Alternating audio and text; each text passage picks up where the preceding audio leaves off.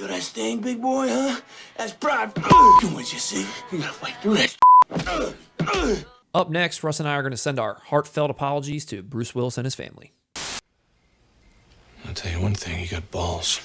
I felt like it was only appropriate that we send our heartfelt apologies and thoughts out to our good friend and good friend of the show, Bruce Willis. You don't have to do this at all.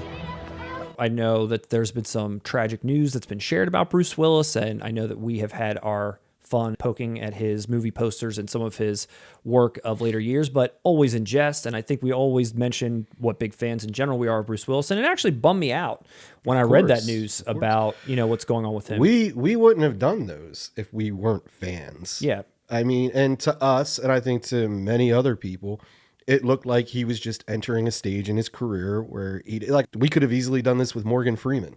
I don't give a shit. There's a lot of actors who were like, once they hit that age, it's just a paycheck. And that's what we assumed. And we assumed he was very unenthusiastic. Yeah? Obviously, we did not mean to make fun of somebody's illness. And No. we're going to keep his name out our fucking mouths. Yeah. Thank you very much. You see, there is hope.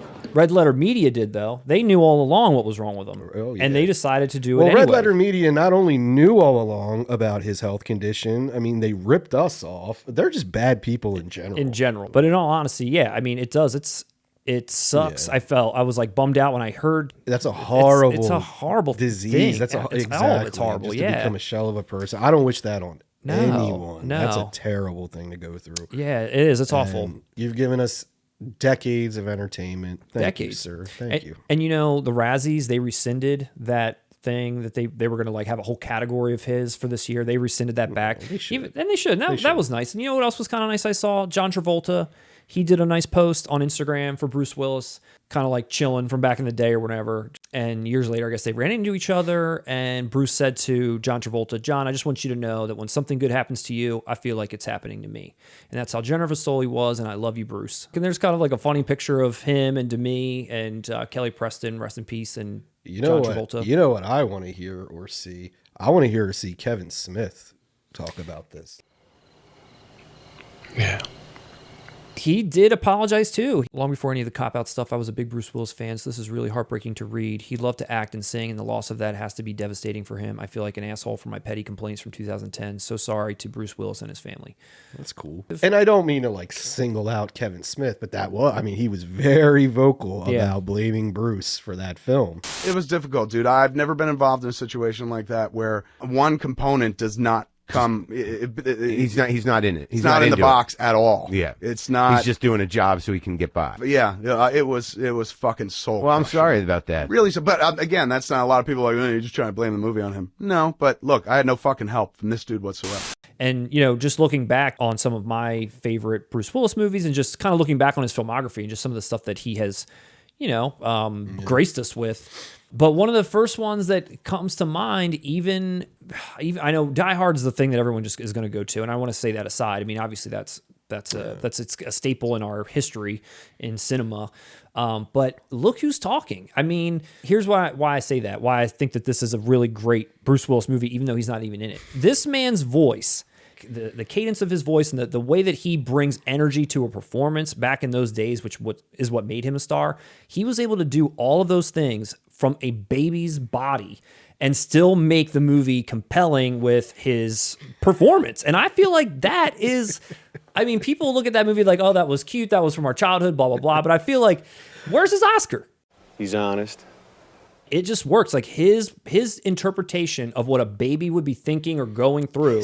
He wrote it. Dude, like when he ad-libbed the entire thing. Look, you Eddie Munster looking motherfucker. Yeah, to think that's like one of his, not like earliest movies, but Blind Date. I remember watching Blind Date on HBO. I do too. I hate that shit! Yeah, I remember. John Larroquette, Kim Basinger. Yep. Die Hard 2, I stick up for Die Hard 2 more than any other Die Hard sequel. It feels like Die Hard. The other sequels do not. Look Who's Talking 2. I'll let you speak on that, Matt. I've never seen Look Who's Talking 2. I've only seen Look should, Who's Talking. Dude, he reprised one of his greatest roles of all time. I know. I know Look Who's Talking now. I didn't do that. Oh, that's the one with the dogs, isn't it? Did he come back for that one? Like a toaster talks. I think even he saw. He drew a line there. He's like, wait, dogs talking? This is ridiculous. I'm out. And then Even Abe Vigoda walked.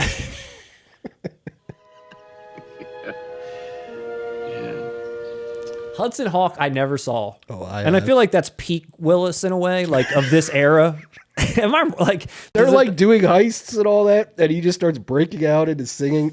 I don't It know, is dude. peak Willis It's as peak far Willis. as that's Bruce Willis as who he was in 1990 or peak whatever. it '90s came out. Willis. Don't you believe anybody that tries to convince you of that? That's bullshit. So Got the next, problem. Last Boy Scout, one of my favorite One of your movies favorites? of all time, honestly. If I had to do a top 3 Bruce Willis, Last Boy Scout, maybe number 1. Death Becomes Her. I love this film. I love him in it. I was shocked that like he is goofy. very funny in that movie, Yeah, and it's he's funny. not cool. He's like older and he's emasculated by Yep. both of these women. It's Yep. not a typical, and he Yeah. sold it, man. He did it. Yeah, it's against beautifully. type a little, but it works. You're right. It's a miracle! I like Die Hard with a Vengeance, but you're right. It's not Die Hard anymore, but I like it as a movie. I may be incorrect, but I thought I read once that it was a rejected Lethal Weapon sequel. It is. It's a rejected something that they repurposed as a Die Hard film. Yeah. He is hilarious in 4 Rooms. Oh, my fucking dick is hard already. I feel He like is hilarious I feel like in 4 he's Rooms. himself or something in 4 Rooms. He is I feel- hilarious yes, in 4 Rooms. Definitely. 12 Monkeys, he didn't have the show or your role. Everyone thinks Pitt first, but I mean, he grounded it. He's the main character. It's a good movie. He sold it. Yeah. He sold it. He does his thing. It's a movie to be taken seriously still. I mean, he's still at this point taking on roles that people are interested in and they are interesting. What did he do that was anything close to 12 Monkeys? That was He like such always- a I random, thought- well, off the cuff look sort at of that, thing for him, right? But close after 12 Monkeys, Fifth Element. I feel like he Oh, yeah, always, Fifth Element. He always flirted with sci-fi in his own way. Armageddon.